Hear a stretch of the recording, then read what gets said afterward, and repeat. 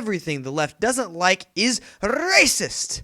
Another COVID vaccine marks the light at the end of the tunnel for our pandemic and why the right hates Alexandria Ocasio-Cortez. Before we get started with the news, if you're watching this video, I want to ask that you please go hit that subscribe button on my homepage, like this video, and share it with your friends. I don't have a marketing team or a big fancy studio, so all my video traffic comes through you, my viewers. So what are you waiting for? It only takes 2 seconds to minimize this video, go to my homepage, subscribe to the channel. If you like my content and you want to see more of it, if you want to be part of helping my channel grow, and if you want to help me combat the fake news narratives floating around the social media sphere, subscribe to the channel, hit the notification bell so you never miss a video, and share this video with your friends. And if everyone who watched this video shared it one time, I would be the biggest YouTube channel by the end of the year. Alright, let's hop on over to this first bit of news, and it is ridiculous. We start out today with this absolute non-story, but it's trending on Twitter, of this black dude. I'm assuming it's a guy, because Dylan is a guy's name. This black dude dresses up as Danny Phantom, and then about a week later, this white girl, I think, I only did a cursory view of their profile. Her profile. I'm assuming it's a girl, based on the pictures, and some of the context I saw. So Danny, or no, I'm sorry, not Danny. Danny Phantom. Dylan Davi dresses up as Danny Phantom, and then about a week later, we see Cole's World also dress up as Danny Phantom, with virtually the same caption of "I'm going ghost." Okay. So Dylan tweets out, "I'm so tired of black art being replicated, recreated, and stolen without any credit from our white counterparts. Then we're gaslit into thinking that we can't be upset when it happens. A simple inspired by was all it took at Cole's World. You're wrong as heck, and you know it." I'm not going to curse on the show. So this confused me. And I'm still a little confused as to why Dylan is upset with Cole over this. It doesn't make any sense. Why?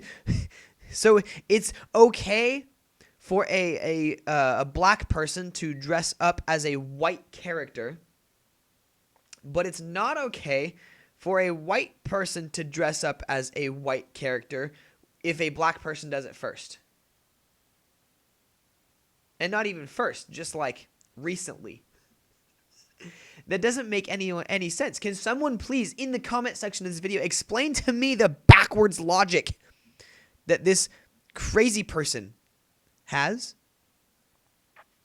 It's okay for a black person to dress up as a white character, but if they do, sorry white people, you can't dress up as this insanely awesome character from Nickelodeon, Danny Phantom. See, this white teenage kid, okay, goes into this this portal that his parents build to go to the ghost zone or whatever it was called. I don't remember. It's been a while since I watched it. I remember I loved this show growing up. It was awesome. This teenage guy's fighting ghosts. What teenage boy didn't want to do that? And his DNA gets mixed up with ghost DNA, and then all of a sudden he can transform into a superhero ghost version of himself. It was so cool. And then Dylan dresses up as Danny Phantom. Captions, "I'm going ghost." And then like a week later, Cole's World dresses up as Danny Phantom. Just says, "Going ghost." And all of a sudden, Cole's a racist. Sorry, no, that's not how this works. That's not how this works. Just because you dress up as a white character and then a white person dresses up as that character does not make that person a racist. And if you're gonna complain about this white person stealing your art, okay, cool. You've now opened the floodgates for all of these white people who loved this show to now complain about you stealing, quote unquote, our art. That's only fair, right? You're complaining that a white person stole your art. Well, okay, by your own standards, it was never your art to begin with. Sorry about ya. Can we please move past this look at skin color first mentality? This skin color first mentality is overtly racist, and it is ripping our country apart. Don't look at the skin color first. Look at the content of your character first. Again, I've said it before, I've said it 1,000 times. That's not me saying that. That is Martin Luther King Jr. And he said in his speech, "I have a dream that my 4 little children will not be judged by the color of their will be judged by the content of their character and not by the color of their skin. I have a dream that one day my 4 little children will be judged not by the color of their skin, but by the content of their character." Those are some powerful words. So please, get over this skin color first mentality. I don't like it. Martin Luther King didn't like it. At least Barack Obama in 2008 pretended not to like it, and then in 2012 destroyed that. This is what's ripping America apart. Not white supremacists, not the KKK, not Antifa, not Black Lives Matter. The riots and the killing, that's not what's ripping America apart. This racist mentality of skin color first is what's ripping America apart. I don't want to apologize for saying that because it's true. I don't care what skin color you are. I said it the other day, I'll say it again. Red, yellow, black, white. We're all precious in God's sight. Jesus loves all the children of the world. So let's come together. Quit bicking and hollering at each other for dressing up as the same character. Go to a Comic-Con. You'll find 16 other people of various skin colors dressed up as the same character as you. That doesn't make it racist. And amongst other things that the left thinks that's racist, let's go through a top 10 list of Donald Trump's most racist conspiracy theories and tweets. Yes, here we go again. We're going to debunk the idea, once again, that Donald Trump's a racist. Coming in at number 10, Obama is a Kenyan-born Muslim. Okay, that's not racist. Donald Trump, Obama is a Kenyan-born Muslim. Most people are aware that Trump is one of the founding fathers of the Tango movement, the drive to use tang mixed with mayonnaise as a skin bronzer, as well as a birther movement.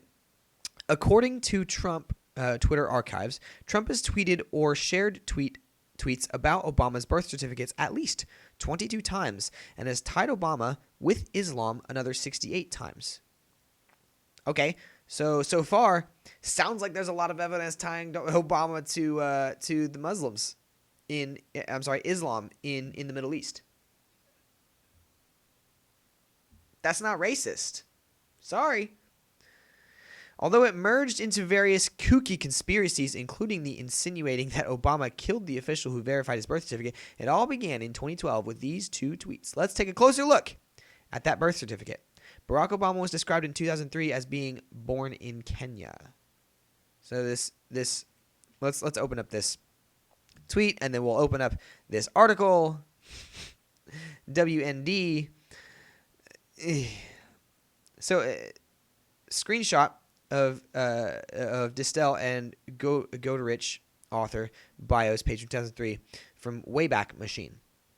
Okay, so using the Wayback Machine, looks like Obama was born in Kenya, and then all of a sudden they found his birth certificate to show he was born in Hawaii. Sounds like there's conflicting evidence. That's not racist. That's Trump siding with one story over yours. That's not racism. Unless you can link it to, it's just about Obama's skin color. Okay, maybe. But you don't know that. Made in America, Barack Obama argues that his long-form birth certificate is irrelevant in court. So this is in 2012.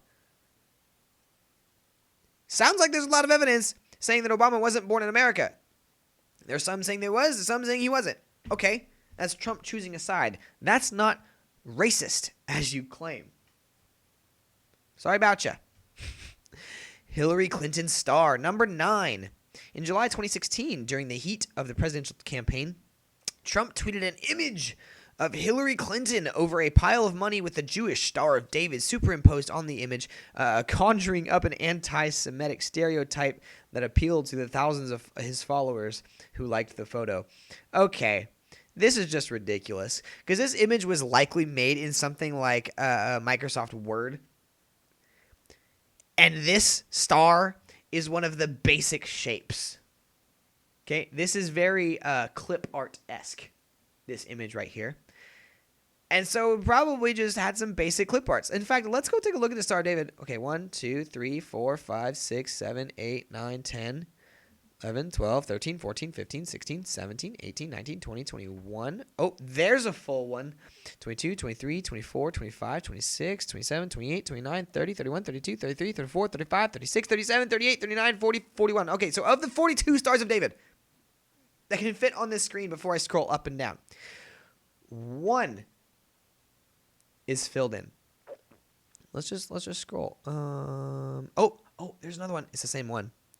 Oh, there's another one. Look, it's the same one, and it's blue, not red. There's one sort of filled in, but it's still got the outlines. Yeah, sorry, that's not really the Star of David.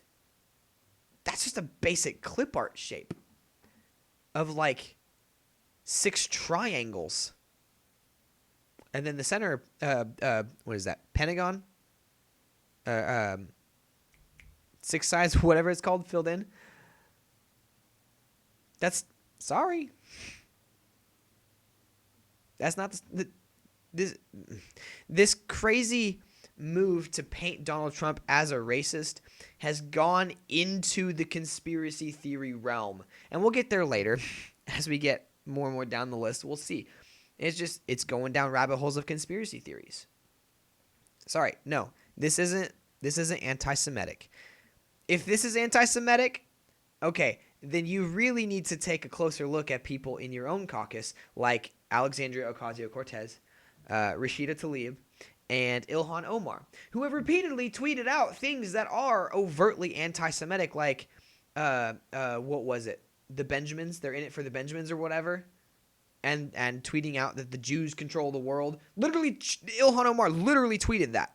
But no, she's not anti-Semitic. She's not an anti-Semite. But Donald Trump, for tweeting out this image with a red Star of David filled in, that's anti-Semitic. Are you starting to see the ridiculous here? The ridiculousness yet?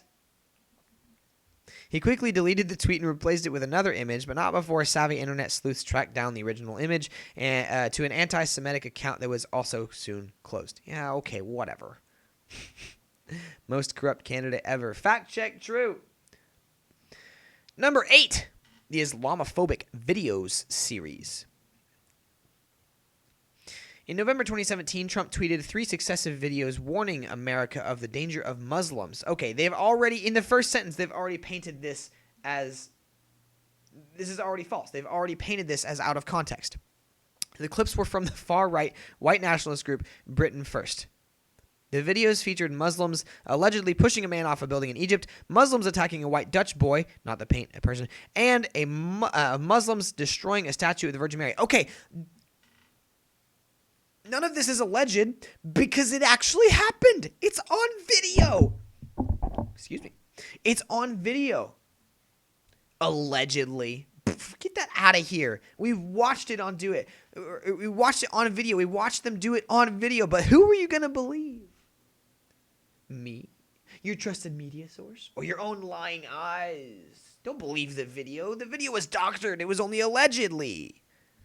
And also, Trump is warning against all the Muslims. Donald Trump hates Muslims. Except you forgot a little detail.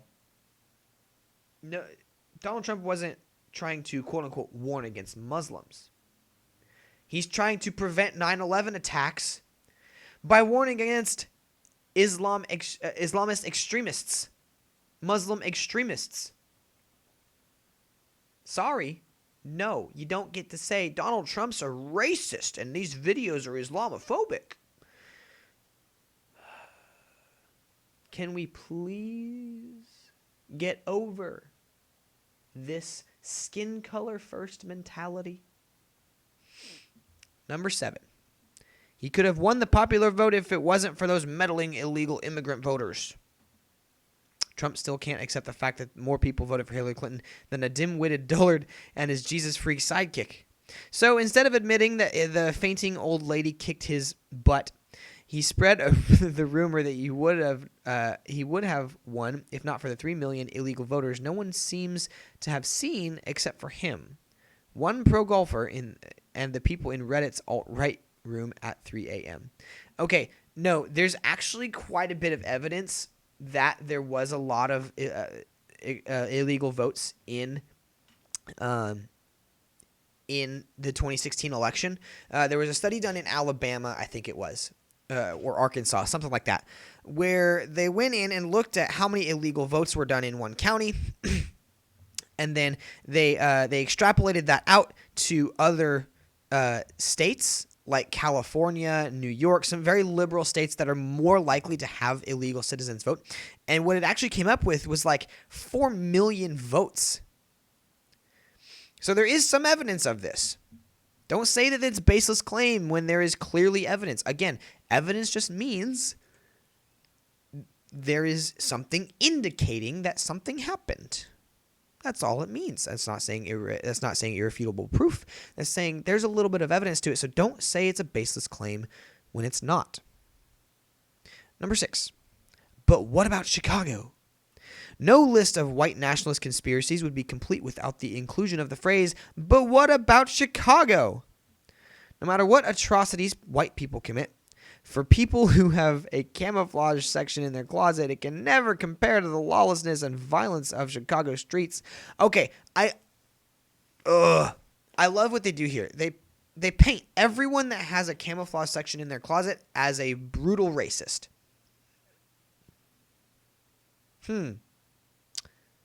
Maybe we shouldn't go and disenfranchise half of America. Maybe we shouldn't go calling half of America racist. Like Hillary Clinton in 2016, I think it was 2016, said that everyone who voted for Donald Trump is a racist. Actually, I think what she said was half the people are racist and are deplorables, and half the people are ignorant. So take your pick. She called half of America ignorant or racist. Good Lord. Crime is out of control and rapidly getting worse. Look at what is going on in Chicago in our inner cities. Guys, pointing out crime in inner cities is racist now. There's only one problem with that. A cursory glance at all the most violent cities in America. Look at this big red bubble right there. That's Chicago. Most dangerous U.S. cities for work. Look at that. That's Chicago. And these other areas, that's the Chicago area. My, oh my. But don't worry. Disregard the evidence. The only thing that matters is the narrative. The truth doesn't matter. The facts don't matter. Trump's a racist. That's the only thing that matters. Vote him out of office. Number 5, the 9/11 dance party. Donald Trump might be the only person on the alt-right who believes Muslims committed 9/11. Weird. I've been accused of being on the alt-right. I think there's pretty irrefutable evidence it was, as they say, Muslims.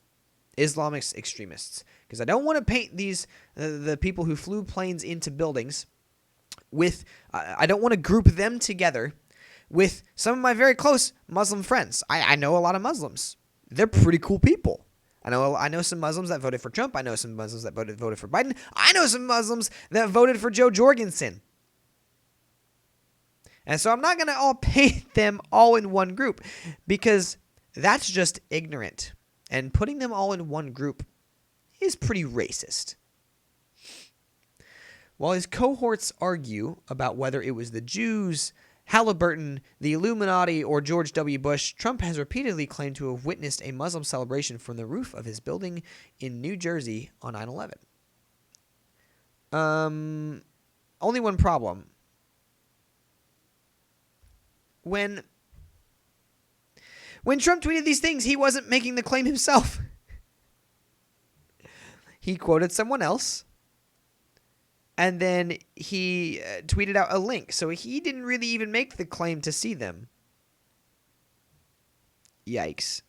So not only are these statements not racist, they've overtly painted him to look like a racist by ignoring literally everything about the story to fit their narrative. Again, the facts don't matter. The truth doesn't matter. The narrative is what matters. Donald Trump's a racist. We got to do everything to prove it.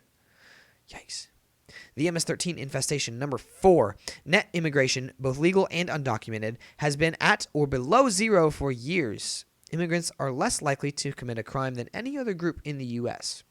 MS-13 is a gang that originated in Los Angeles. Those are facts. No. Fact check false. MS-13 did not originate in Los Angeles. MS-13 originated in South America. They're real big down there. I've got some friends that are from Mexico, and they say Mexico is pretty small on MS-13. They say MS-13 is really extreme for their culture, and so most Mexicans won't take part in MS-13 because they are. How did my friends from Mexico describe them? Animals? Are my friends from Mexico now racist because they called MS-13 gang members animals, as Donald Trump did? When we have a, quote, infestation of MS-13 gangs in certain parts of our country, who do we send to get them out? ICE. They are tougher and smarter than these rough criminal elements that bad immigration laws allow into our country. Dems do not appreciate the great job they do. Fact check true. Okay, referring to a group, a specific group of people because of what they do, right? And this gets more specific than just race. Okay, again, he's not referring to race here. He's referring to a gang of people who commit atrocious acts of human rights violations. It's funny, we watch the left praise the Human Rights Council come after America, regardless of the fact that people like China, Iran, Saudi Arabia, and other countries like this are on the Human Rights Council. We see the left praise the Human Rights Council for coming after America, but then they just completely ignore the human rights violations committed by MS-13 and other gang members for one simple fact. Donald Trump pointed it out, and they would rather go to their graves kicking, screaming, and arguing that Donald Trump is wrong than side with him on any issue. That's a fact. MS-13 is a group of animals. Mexicans are not. Okay? People from South America, Latin America, they are not animals. The group MS-13 is a bunch of animals. Rape, kill, destroy is their motto. So don't think for 1 second that they're not animals. They are. Number 3. White genocide. One of the most popular alt-right conspiracy theories is the idea of white genocide, that the combination of interracial sex immigration diversity efforts and the pervasive epidemic inequality will eventually lead to the elimination of the white race. Oh my stars. So he tweets out something from or he tweets at White Genocide, the Twitter account, which has since been deleted.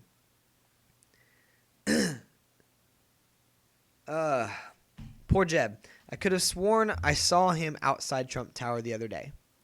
I don't even understand what this tweet is. I don't understand why it's offensive other than he includes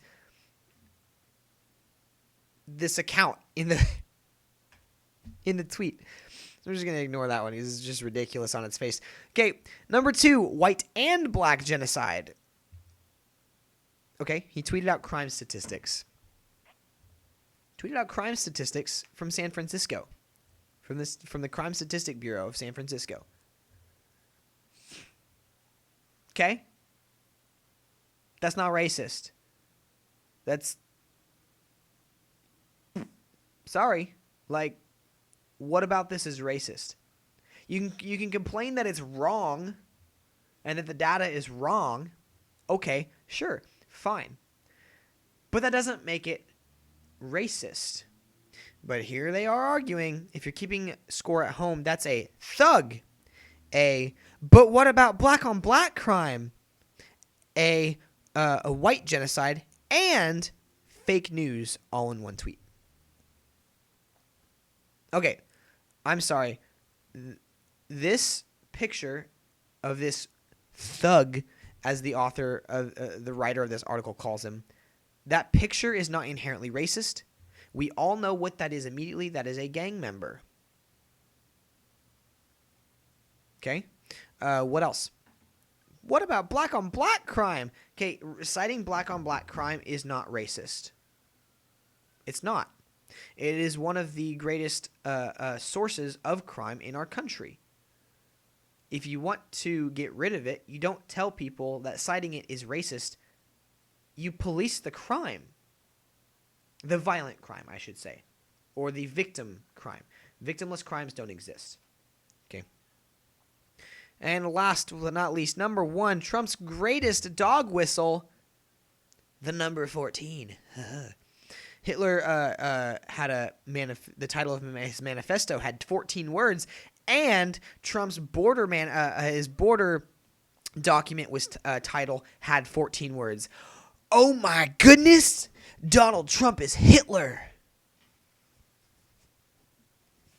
No. Okay, I'll make that same argument. Adolf Hitler had a dog. If you have a dog, you're a racist. Adolf Hitler had a mustache. If you have a mustache but not a beard, you're a racist. You're basically Hitler. Adolf Hitler had a wife. If you're married to a wife, you're basically Hitler.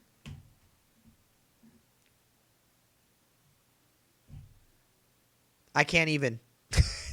It's so I can't even keep a straight face anymore. This is so ridiculous. It's all garbage. You don't have anything on the guy. Sorry about ya. Move on. You lost 2016.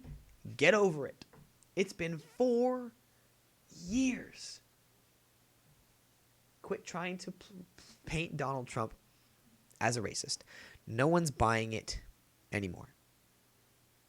But something people are going to buy, COVID-19 vaccine. That's right. A COVID-19 vaccine being developed by the University of Oxford and British pharmaceutical company AstraZeneca was found to have an average efficacy rate of 70% following a large-scale trial. The trial involved 2 separate dosing regimens, one which showed a 90% efficacy rate and the other with 62%.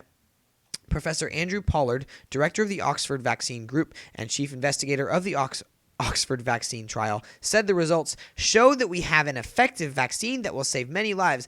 So if you're not keeping count, that is 1, 2, 3 vaccines for the coronavirus that have a 90% plus efficiency rate.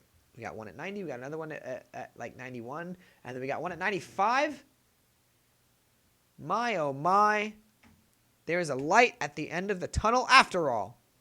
A COVID-19 vaccine will reportedly be available to some Americans as early as December 11th. When did we start working on the vaccine?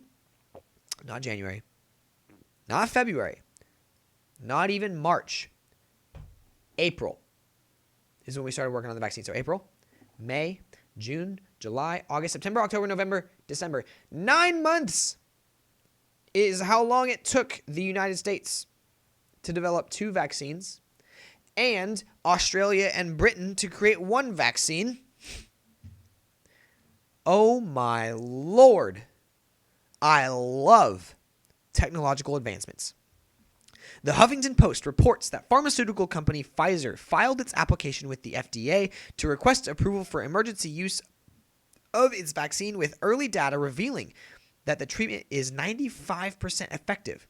Pfizer's application will be reviewed by an FDA advisory committee on December 10th.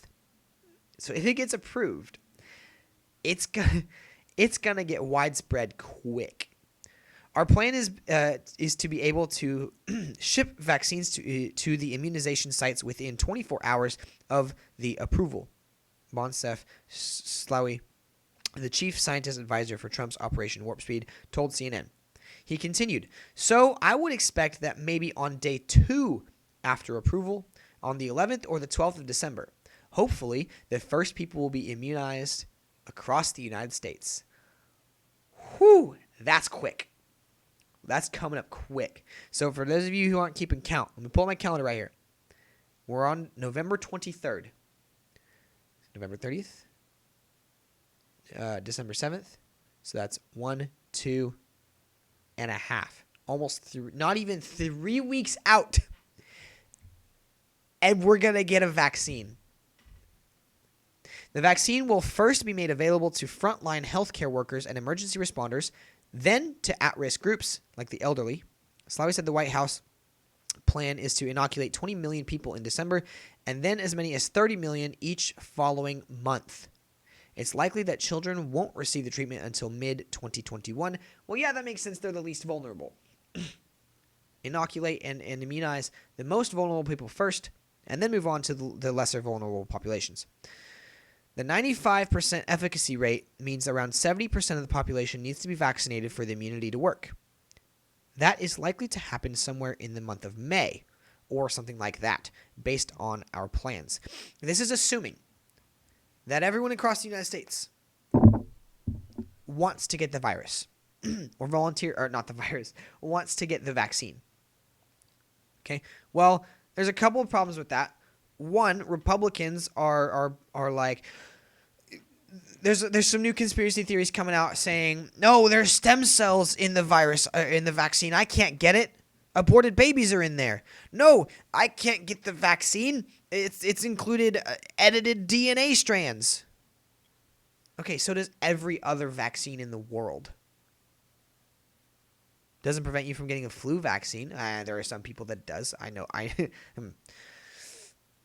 Every vaccine in the world has those things. Okay, the polio vaccine didn't. Well, obviously, stem cell wasn't a thing, but it did have lab edited DNA strands. And if that kept you from getting the vaccine, polio would have never been eradicated. I guarantee you, if you've had a vaccine, you've gotten a vaccine with laboratory edited DNA. So that should not be a deterrent to stop you from getting the vaccine. Oh, Lord. This is awesome, though. 95% efficacy rate. 70% of the population needs to be vaccinated. If you didn't get the coronavirus, go get the vaccine. I know people who got COVID and they were fine. And then I got COVID and it was awful. 102-degree fever for 3 straight days. One of the worst headaches in my entire life. I had nausea. I had diarrhea. I was coughing. I couldn't breathe. I had aches, chills, the whole 9 yards. I was sleeping so much because I felt like I was dying. And if all you listened to was the mainstream news media, you would have thought, oh, he is dying. Rip. Better plan the funeral. But I knew I was going to be fine. I'm a pretty healthy young guy. I knew I was going to be fine. But you don't want to take the chance because someone that's 60, 70, 80 years old who gets the coronavirus and has the symptoms I had, they would not survive. So I am begging you, take the vaccine. Go get the vaccine. It will save not just your life, but the lives of all your friends and family. And it will prevent more pain and suffering from happening. Go get the vaccine. Quit this anti-vax nonsense. Please. All right. I'm a little bit over time, so I'm going to close with this final story. Why the right hates Alexandria Ocasio-Cortez. AOC, for short. Okay, so recently a story came out how someone referred to her as AOC, and she was like, "No, that's super unprofessional. You're a sexist and a racist." Okay, couple problems with that. One, you've told literally everyone and their grandmas to call you AOC. It's your Twitter handle.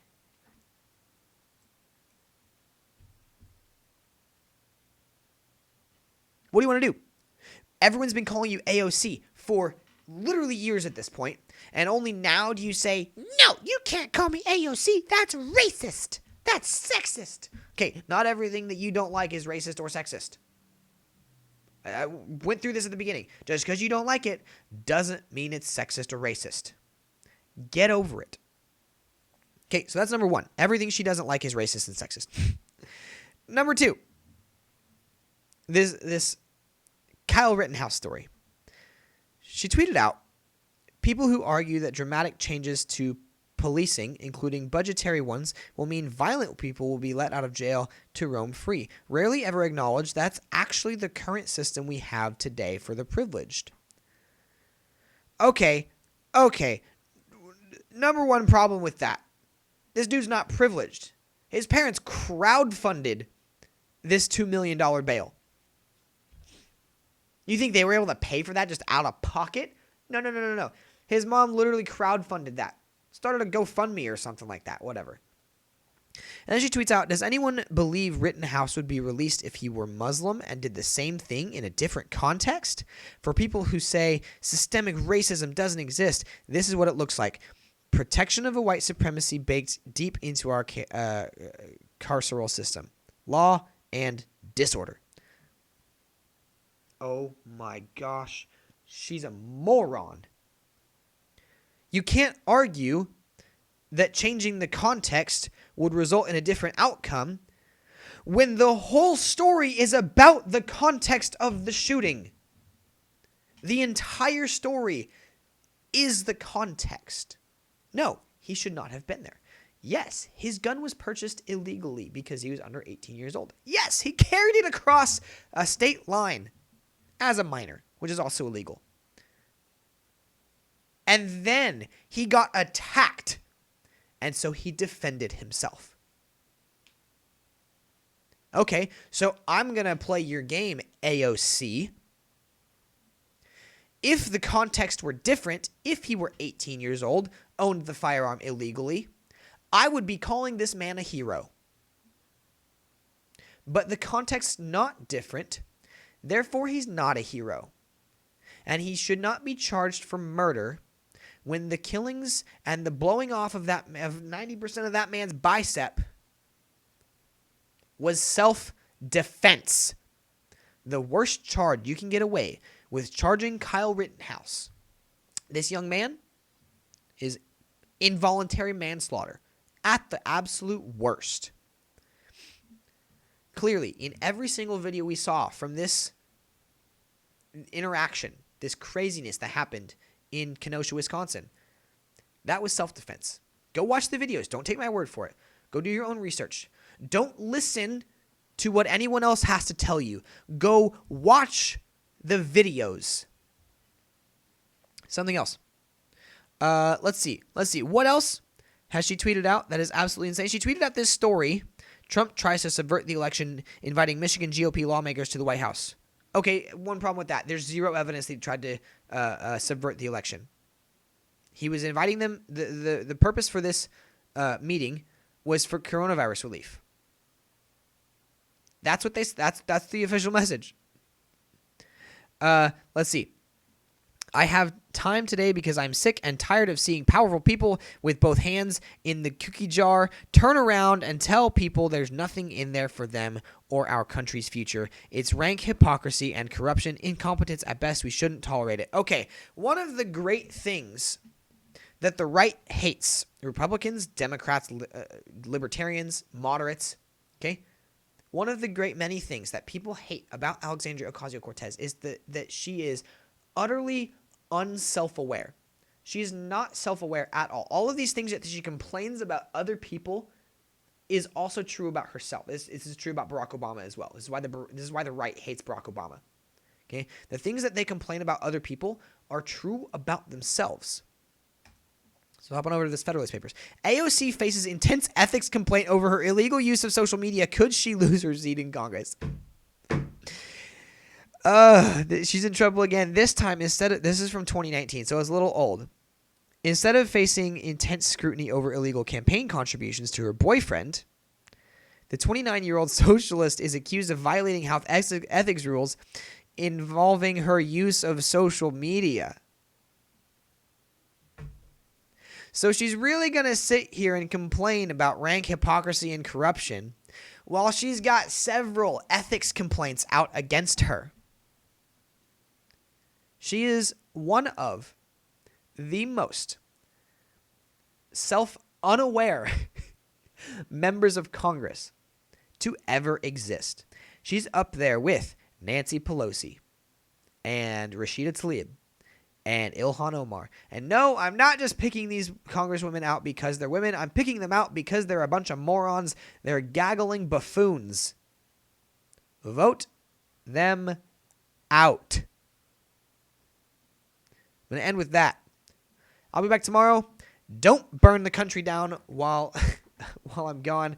Have a good night. Sleep well. Catch you next time.